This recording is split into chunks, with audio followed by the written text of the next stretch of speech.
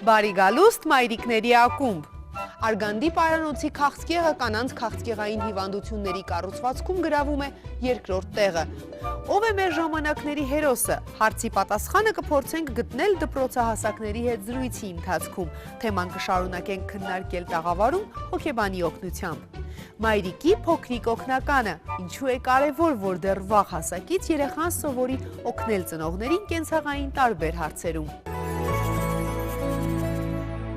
Արգանդի պարանոցի քաղցկեղը կանանց քաղցկեղային հիվանդությունների կառուցվածքում գրավում է երկրորդ տեղը։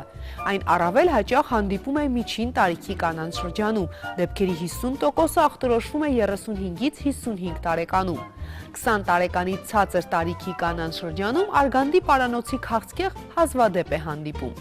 Համաշխարհային ցուցանիշներին համաձայն տարեկան գրանցվում է քաղցկեղի հիվանդացության 464 հազար նոր դեպք, որի 80%-ը բաժին է ընկնում զարգացող երկրներին։ Յուրաքանչյուր տարի աշխարհում 250 հազար կին մահանում է արգանդի պարանոցի քաղցկեղից։ Հայաստանում վիճակագրությունը պակաս վախեցնող չէ։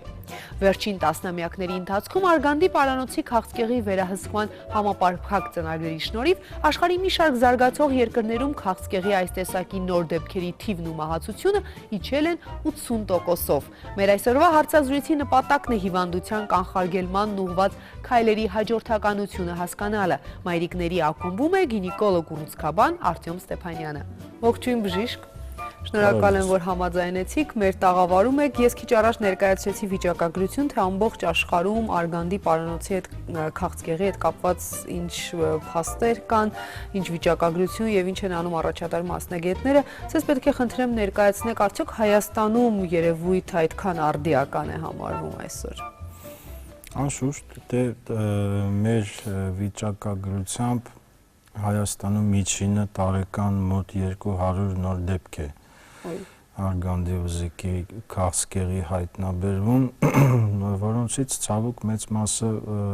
արդեն բարձի թողի վիճակում են լինում, որը հենց ավելի քիչ բնորոշ է զարգացած երկրներին եւ ավելի շատ բնորոշ է զարգացող երկրներին։ Այսինքն եթե անգամ այնտեղ հայտնաբերվում է նախնական ու սկզբնական փուլում, երբ ավելի արդյունավետ է բուժում, իսկ մեզ մոտ փաստորեն ճիշտ հակառակը։ Պրոգրես կա իհարկե, եթե մենք այսպես դինամիկան նայենք, Հայաստանում էլ արդեն դրական տեղաշարժ կա բավականի եւ շատ դեպքեր հայտնաբերվում են վաղ փուլում եւ չես կարող համեմատել, ասենք 5-10 տարվա առաջվա եւ հիմիկվա տվյալները, բայց այնուամենայնիվ դեռ աշխատելու տեղ շատ ունենք։ Մի քիչ կանանց պատմենք, թե ինչ խնդիր է սա եւ որ կանայք են գտնվում խոցելի խմբում, այսպես ասած։ Արգանդի վզիկի քաղցկեղը այն սակավաթիվ չարորակ ուռուցքներից է, որը ունի կոնկրետ հարուցիչ։ Այսինքն եթե համեմատենք մնացած քաղցկեղների հետ, դեռ մեծ հարց է, թե ինչից են դրանք առաջանում, կան մեծ քանակի տեսություններ, սակայն վզիկի քաղցկեղի դեպքում դա պարզ է, հարուցիչը վիրուսային է։ Դա մարդու պապիլոմավիրուսն է, դրա հատուկ շտամերն են, հիմնականում 16 եւ 18-րդ շտամերը, որոնք որ հենց արգանդի պարանոցի քաղցկեղի հարուցիչ են։ Այսինքն ներողություն, եթե կինը այդ վարակն ունեցել է, վիրուսն ունեցել է ներողություն, ապա նա ռիսկի խմբում է, այսինքն պարբերաբար հետազոտություններն անցնելը պարզապես անհրաժեշտություն է տվյալ կնոջ համար։ Անպայման, ասեմ ավելին, որ քանի որ այդ վիրուսը տարածվում է սեռական ճանապարհով, նույնիսկ պարբերաբար հնչում են այսպիսի կարծիքներ, որ արդեն արգանդի վզիկի քաղցկեղը կարելի է պատկերացնել եւ դասել սեռավարակների շարքին ավելի շատ, քան մնացած հիվանդություն։ Արգանդի վզիկի քաղցկեղի հիվանդացության պիկը, ամենաբարձր այսպես պիկը ընկնում է 35-ից 40 տարեկան կանանց շրջանում եւ դա ինչով է պայմանավորված, որ վարակման պահից մինչեւ չարվորակ ուռուցքի զարգանալը եւ ձևավորվելը մոտավորապես միջինում պետք է 10 տարի։ Այդքան երկար։ Այո, միջինում։ Ну իհարկե դեպքեր կան, որ դա ավելի հաճախ է լինում եւ եթե մենք համարենք, որ միջին հայ կինը ամուսնանում է եւ ընդհանրապես կանայք սկսում են սեռական կյանքով ապրել մոտավորապես 18-ից 20 այստեղ, ուրիշ երկրներում ավելի շուտ,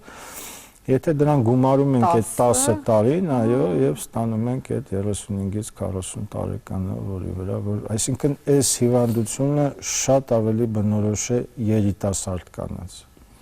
Հետաքրքիր է։ Երբ խոսում ենք արգանդի պարանոցի քաղցկեղի մասին ու միջազգային փորձն ես ուսումնասիրում, հասկանում ես, որ այսօր ամբողջ աշխարհում արդեն գնում են դրա կանխարգելման վրա եւ նույնիսկ, ինչպես դուք նշեցիք, ամբողջ աշխարհում առաջնային փուլում է լինում եւ բուժումը նույնիսկ 100%-անոց արդյունք է տալի։ Ուստի մեր այսօրվա հարցազրույցի նպատակն է երևի կոչ անել կանանց կանխարգելել երևույթը, ինչը շատ հեշտ է ի տարբերություն այլ քաղցկեղի տեսակների։ Ինչպես։ Դե դուք շատ ճիշտ նշեցիք, որ շատ ավելի հեշտ է եւ եթե մնացած քաղցկեղները մեզ համար շատ հարցերում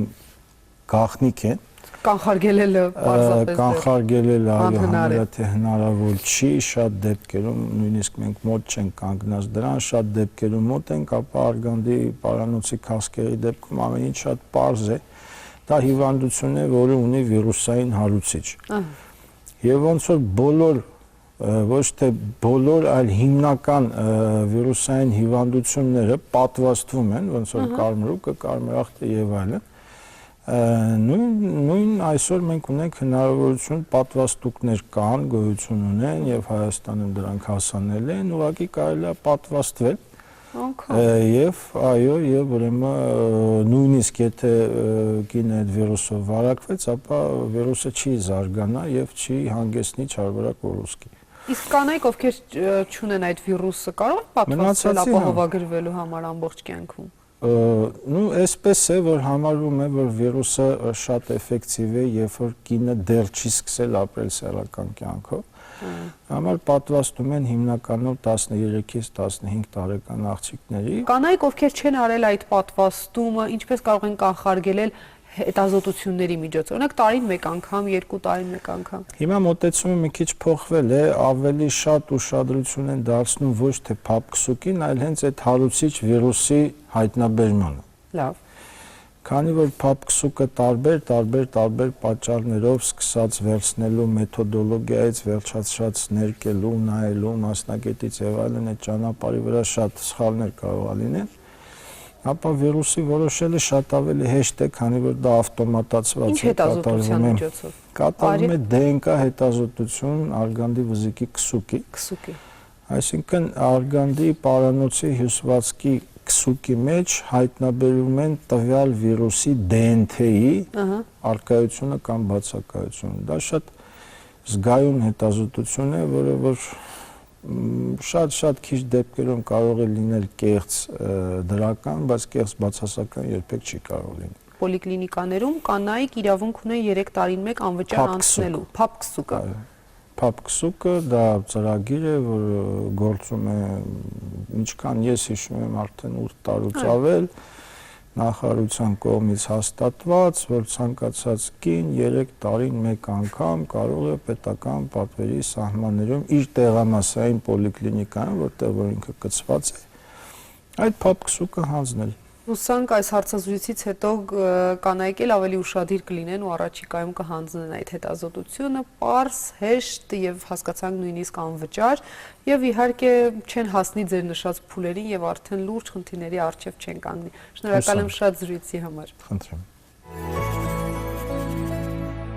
Մայրիկի փոքրիկ օգնական։ Ասեք, որ անչափ քնքուշ ու գեղեցիկ է հնչում, էլ չեմ խոսում այն տեսարանների մասին, երբ մեր հրաշքները իրենց փոքրիկ թաթիկներով փորձում են ներգրավվել կենցաղային գործերում, փորձում են ամեն կերպ օգնել մեզ։ Երեխաների նման պահանջին ծնողները տարբեր կերպ են արձագանքում։ Ոմանք թույլատրում են ներգրավվել եւ օգնել իրենց, մյուսները բարկանում են եւ արգելում։ Միանշանակ է ճիշտ են առաջին խմբի մայրիկները։ Երեխային դեռ վաղ տարիքից պետք է թույլ տալ օգնել ծնողներին, թե ինչու եւ ինչպես կիմանանք տեսանյութի ընթացքում։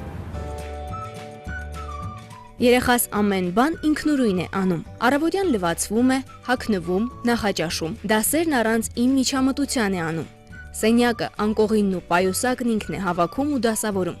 Ոչ, սա հատված չէր Գյուլնաս տատի հեքիաթներից։ Սա իրականություն է, որը նաև ձեր տուն կարող է մտնել։ Միայն թե ոչ մեկ օրում, միանգամից, այլ ժամանակի հետ, եթե իհարկե հետևողական լինեք։ Ամեն բան սկսվում է փոքրիկ գործողություններից, որոնք օրերից մի օր հայտնվում են երեխայի պարտականությունների ցուցակում։ Պետք է ներառել տնային գործերում,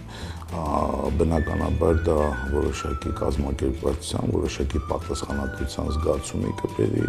որոշակի ինքնահաստատման, որտեղ դա երեխաներին էլ է դուր գալիս, երբ որ իրենք ինչ-որ բան անում են, մեծի պես ու իրենց մոտ ստացվում է։ Բնականաբար սա անհրաժեշտ գործոն է ու կարծում եմ, որ երեխան պետք է ամեն կերպ ներառված լինի տնային որևէ մի աշխատանքի մեջ։ Այստեղ խնդիրը նա, որ երեխան հասկանում է, որ ինքը ինչ-որ մի հատ էակ չի, որը միշտ պետք է պաշտպանեն, որի միշտ պետք է, չգիտեմ, հոգան իր մասին եւ այլ, այլ ինքը նույն կերպ մարդ է, ոնց որ ծնողը, ուղղակի դեռևս փոքր է։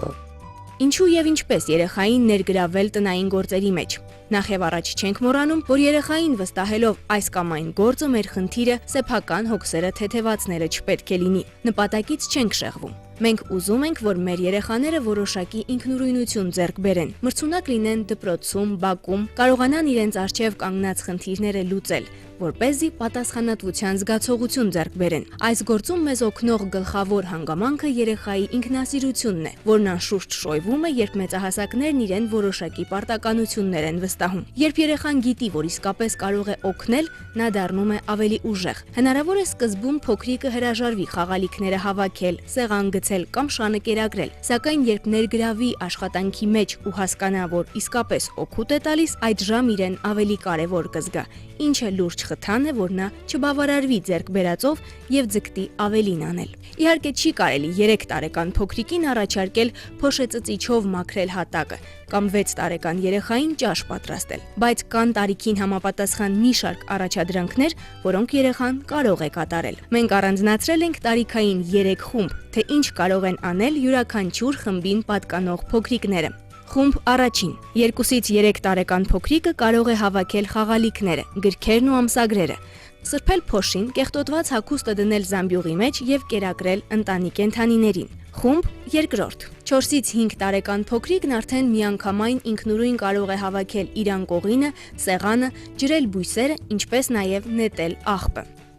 Խումբ երրորդ 6-ից 7 տարեկան երեխան կարող է օգնել պատրաստել նախաճաշ, սեղան գցել, լցնել հյութերը, պատասխանել հեռախոսազանգերի, ավլել հատակը, տեսակավորել սպիտակեղենը եւ հավաքել թափթփված ննջասենյակը։ Երեխան պիտի մշտապես զբաղվածություն ունենա, ու այդ զբաղվածությունը պիտի հետաքրքիր լինի իրեն, դա միանշանակ է։ Մենք երևի թե թերագնահատում ենք երեխայի ռեսուրսները, իրականում երեխան ծանրաբեռնվածություն որպես այդպեսին չի ունենում, որովհետև երեխայի էներգետիկ ռեսուրսները շատ ավելի բարձր են, քան մերը։ Երեխայի գունը շատ ավելի առողջ է, քան մերը, երեխայի վարած կյանքը իհարկե շատ ավելի առողջ է, քան մերը։ Երեխային ոչ թե խնդրեք այս կամ այն բանն անել, այլ ուղղակի մեկ անգամ քննարկեք, թե ինչ գործ կարող է նա վերցնել իր վրա։ Ճնշում մի գործադրեք եւ մի ստիպեք նրան աշխատել։ Հիշեք, նրանց աշխատանքի մի մասը հիմնված է ձեր վստահության վրա։ Ասեք նրան ինչ է պետք անել եւ ցույց տվեք, որ դուք վստահ եք նրա ուժերին։ Մեր ժամանակի հերոսը։ Հիշում եմ, թե դպրոցական տարիներին որքան հաճախ էինք այս թեմայի շուրջ բանավիճում, շարադրություններ գրում, քննարկումներ կազմակերպում։ Մեզանից յուրաքանչյուրը փորձում էր գտնել իր հերոսին, ում կցանկանար նմանվել, ում օրինակը կդառնար ուժ նոր ձեռքբերումների եւ հաղթանակների համար։ Իմ պատանեկության հերոսներին հիմա չեմ հիշի, փոխարենը մեծ է գայթակղությունը պարզելու, թե ովքեր են այսօրվա դպրոցահասակների հերոսները։ Ով է մեր ժամանակի հերոսը։ Մի խումբ պատանիների միջոցով փորձեմ գտնել այս հարցի պատասխանը։ Ողջույն սիրելի հյուրեր։ Ինչպես է տրամադրությունը։ Շատ լավ։ Հետաքրքիր թեմայի մասին ենք այսօր խոսելու։ Հուսամ զրույցի ավարտին կհասկանանք մոտավոր, թե ձեր հասակակիցների համար ով է 21-րդ դարում հերոս։ Հա, հատկապես խոսում ենք իհարկե հայերի մասին, ինձ հետաքրքիր։ Այ երբ հենց ուղիղ հարցը տանք, մենք իհարկե դեռ շատ կքննարկենք ավելի նեղ, ավելի լայն, ով է հերոսը ձեզ համար։ Հերոսը կարծում եմ ամեն մեկիս համար ինդիվիդուալ է, մանկուց դեռ երբ փոքր էինք, մուլտֆիլմներ նայելուց մեր համար հերոսը գլխավոր կերպարներն էին, օրինակ դրական կերպարներն, ովքեր ուժով իրենց խելքով տարբերվում էին, բայց երբ մեծացանք կոնկրետ 21-րդ դարում, ինձ համար հերոսներ են մեր պատերազմի տարիներին զոհված ազատամարտիկներ, ինչպես նաև ներկայումս սահմանին կանգնած զինվորներ, ու կարծում եմ ոչ միայն ինձ, այլ նաև իմ տարիքի բոլոր հասակակիցներից համար հերոսները հենց այդ մարդիկ են, ինչպես նաև կարծում եմ հերոսները մեր բոլորի սնողները, չեն կարող նրանց մոռանալ։ Օրինակ իմ համար որպես գրական հերոս Լևոն Շանթի հին աստվածների մեջ կա աբեղա կերպար։ Ինքը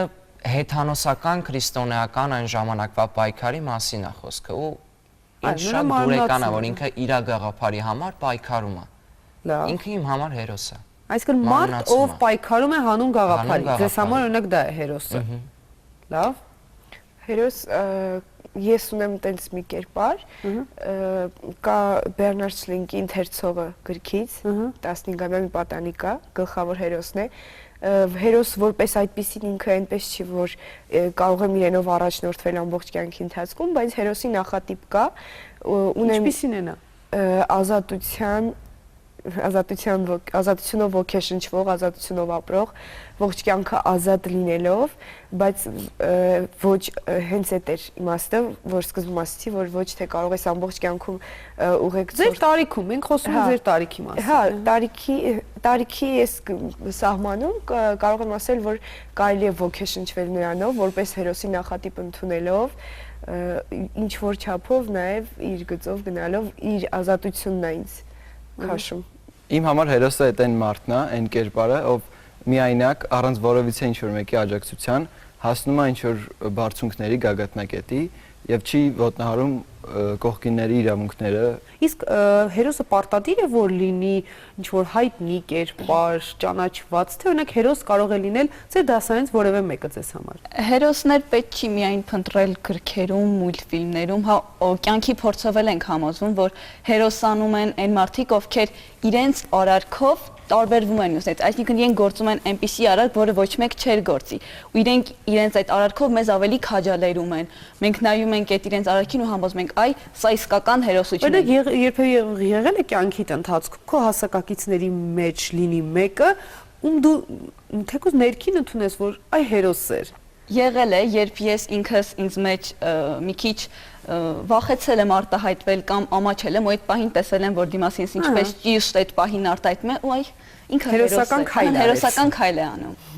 Խոսում ենք ժամանակի հերոսի մասին, ինձ հետաքրքրեց, իսկ հնարավոր է առանց հերոսների ապրել։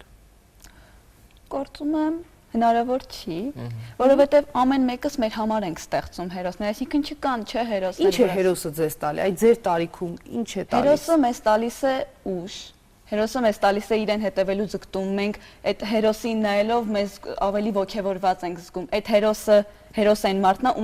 ումից մենք օրինակ ենք վերցնում, չէ՞, եթե մենք նայում ենք այդ հերոսին ու մենք հասկանում ենք, որ պետք է անենք կամ եթե ինքը կարողացավ, ես էլ կկարողանամ, հա, եթե ինքը մեզ օգնում է, ինքը մեզ առաջնորդում է այդ հերոսը։ Իրենց նայելով ոգեշնչվել եւ ձգտել որոշ չափով նմանվել մասնագիտական առումով իրենց ոգևորում են մեզ, այո։ Կարճ ասած դարերի ընթացքում առաջ եկած հերոսները հասարակությունը դարձնում են ավելի որակով, փոքրիկ երեխաները մեծանում են հենց հերոսների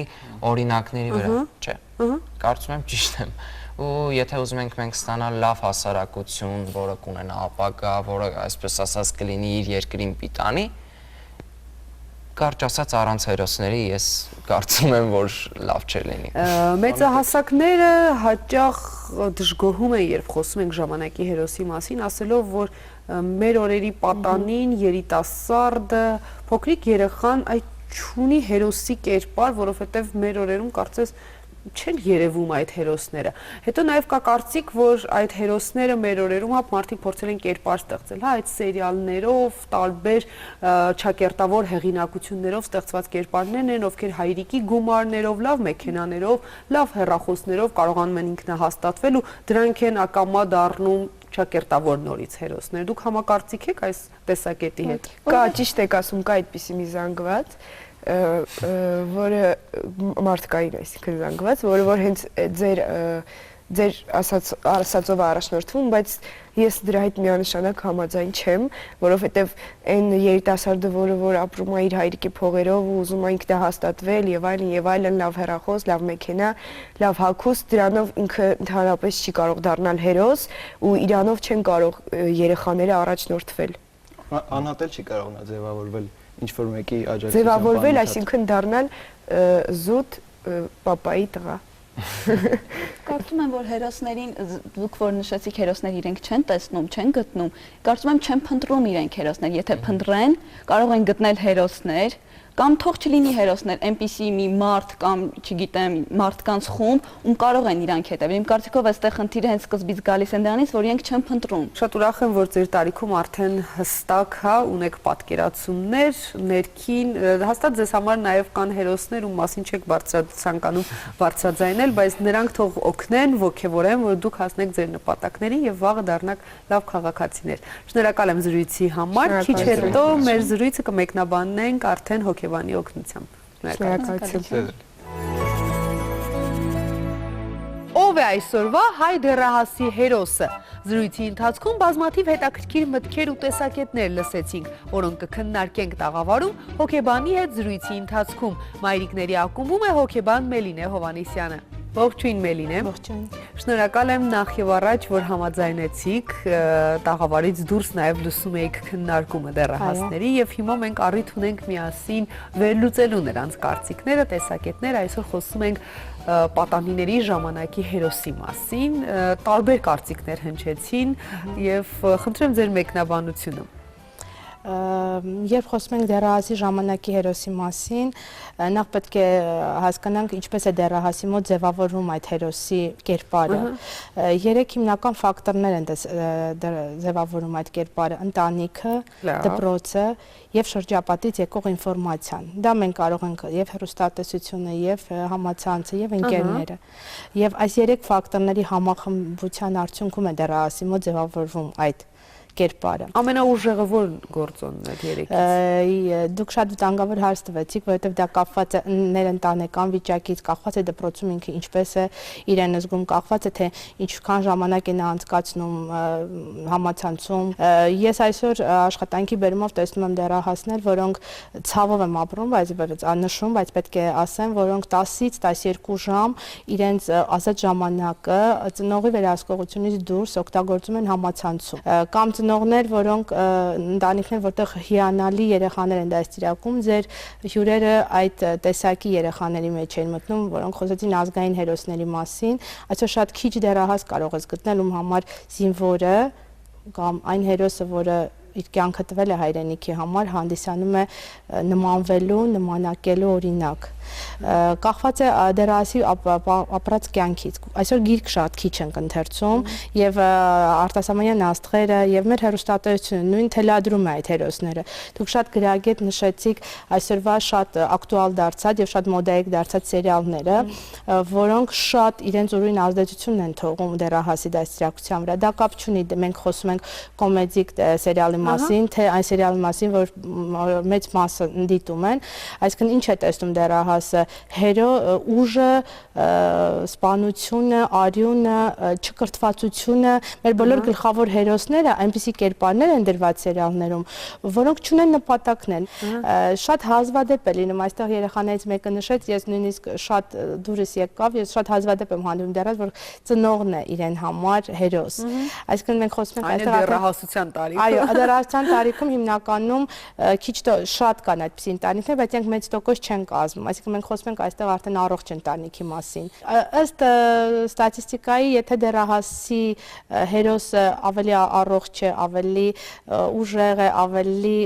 բարձր է նրա չափորոշիչները, դեռահասը բնականն է ցանկանում է ավելի բարձունքների է հասնում։ Ինչն է հետաքրքիր, որ մեր օրերում կարծում եմ դուք էլ կփաստեք, որ եթե տարիներ առաջ հստակ կերպար կար հերոսի 21-րդ դարի երիտասարդի ու պատանու համար չկա այդպիսի կերպար։ Ես իմ տարիքում ունեցել եմ գրքի հերոսներ, այստեղ աղջիկներից մեկը նշեց, բայց բոլորս գիտենք, որ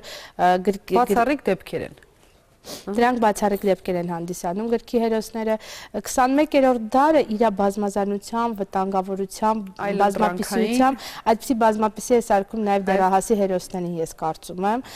Ես սիրում եմ մեր այն դեռահասներին, օրինակ այստեղից նստած դեռահասները շատ հեռու ապագա ունեցող եւ շատ գեղեցիկ դեռահասներ էին։ Հուսով եմ, որ ժամանակի ընթացքում եւ հեռուստատեսությունը եւ համացանցը իր դերը կունենա սխալ ինֆորմացիայով չլցնելու դեռահասների մտքերը։ Որպեսզի վաղը լավ սերունդ ունենանք եւ իհարկե հուսանք, որ այս զրույցից հետո ծնողները էլ ավելի կկարևորեն երեխայի դաստիարակությունը, հատկապես ամեն ինչ վաղ մանկական տարիքից է, հա դեռ սկսում, դեռ չծնված, հա դաստիարակություն, ճիշտ արժեքների ներարկում, որ դեռահասության տարիքում դու արդեն խնդիր չունենաս, հա թե քո երեխան ժամանակավոր միգուցե տարվի որևէ դերասանով, բայց հիմնարար արժեքները միշտ մնայուն են։ Շնորհակալ եմ զրույցի համար։ Ձեզ շատ հաճելի էր։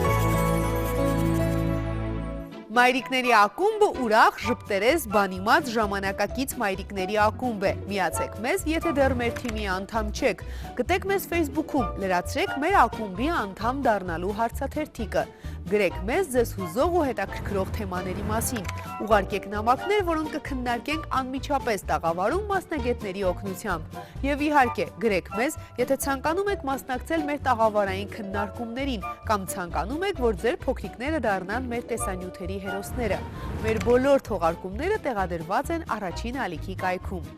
Այսքանից հետո մնում է հիշեցնել մեր ծրագրի կարգախոսը։ Մայր լինելը ոչ թե հոգս է, այլ երջանկություն։